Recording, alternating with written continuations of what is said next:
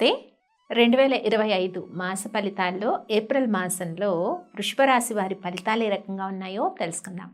వృషభ రాశి వారికి ఏప్రిల్ మాసం కొంత అనుకూలంగా ఉండే సిచ్యువేషన్స్ అయితే కనిపిస్తున్నాయి.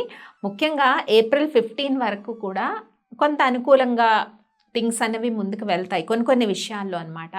అంటే ఏ విషయాల్లో అనుకూలత ఉంటుంది, బిజినెస్ ట్రాన్సాక్షన్స్ విషయంలో కానీ, తర్వాత నూతన ఉద్యోగ ప్రయత్నాలు ఎవరైతే చేస్తున్నారో ఆ విషయంలో అంటే కొన్ని ఆపర్చునిటీస్ వస్తాయి. అలాగే నూతన వ్యాపార ప్రయత్నాలు ఎవరైతే చేస్తూ ఉంటారో వాళ్ళకు కూడా కొన్ని ఆపర్చునిటీస్ వస్తాయి.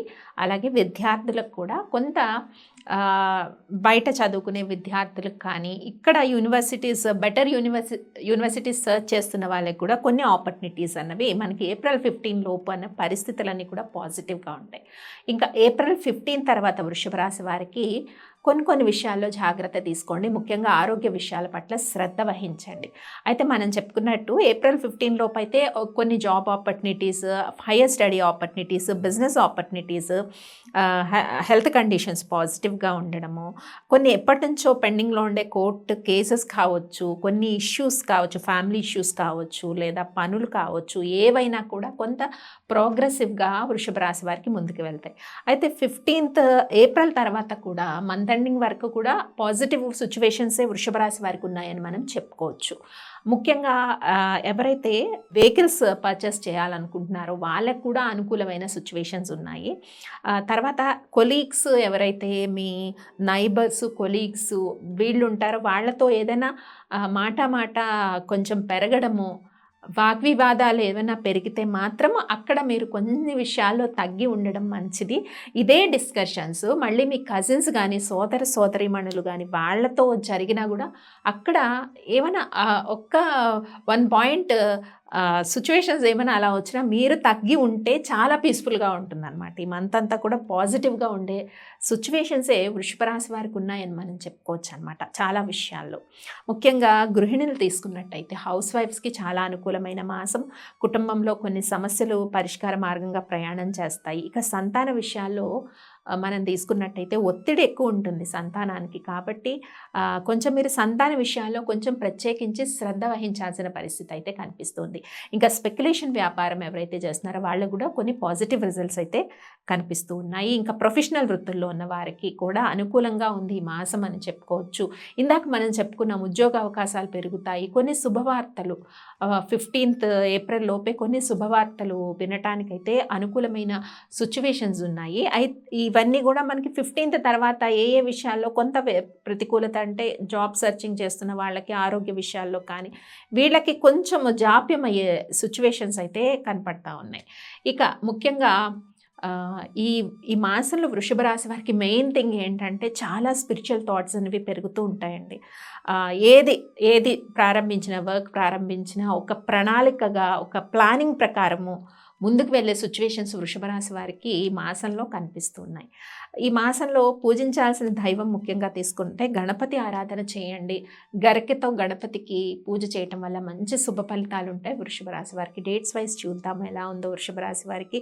ఏప్రిల్ 1st, 2nd డేట్స్లో కొంచెం డిస్టర్బ్డ్ మైండ్ ఉండొచ్చు. మేజర్ డిసిషన్స్ ఏవి కూడా ఏప్రిల్ 1st, 2nd డేట్స్లో తీసుకోకపోవడం మంచిది. ఇంకా 3rd, 4th డేట్స్, ఈ డేట్స్ చాలా పాజిటివ్గా ఉంటాయి. ఫైనాన్షియల్గా కూడా కొంచెం రాని బాకీలు రావడం 3-4 డేట్స్లో పాజిటివిటీ అన్నది తెలుస్తుంది. ఆ డే మీకు పాజిటివ్గా ఉంటుందన్నమాట 3-4 డేట్స్లో.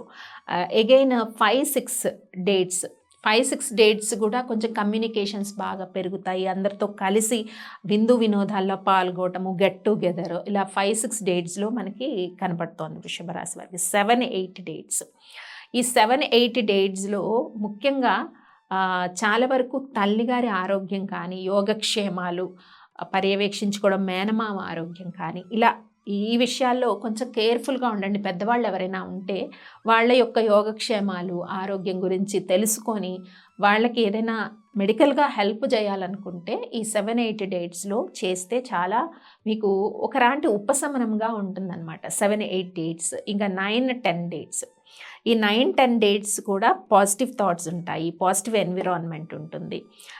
11-12 డేట్స్ కొంచెం వేళకు తిని విశ్రాంతిగా ఉంటే మంచిది 11-12 డేట్స్లో. ఇక 13, 14, 15, 16 ఈ డేట్స్ మెయిన్లీ.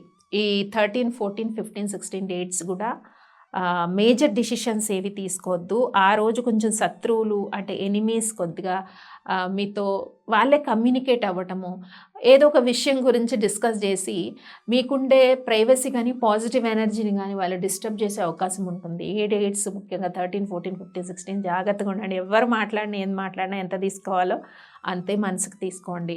ప్రతి దాన్ని కన్సిడర్ చేయాల్సిన అవసరం లేదు ఈ డేట్స్లో.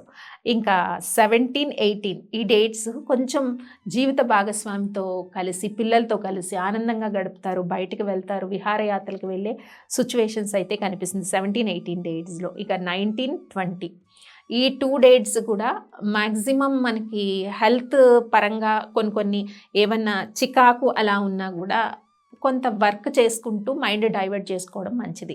ఏ డేట్స్ చెప్పాను? Almost 18, 19 dates, 20, 21 dates. ఈ 20, 21 డేట్స్ మళ్ళీ మీకు అనుకూలంగా ఉన్నాయి.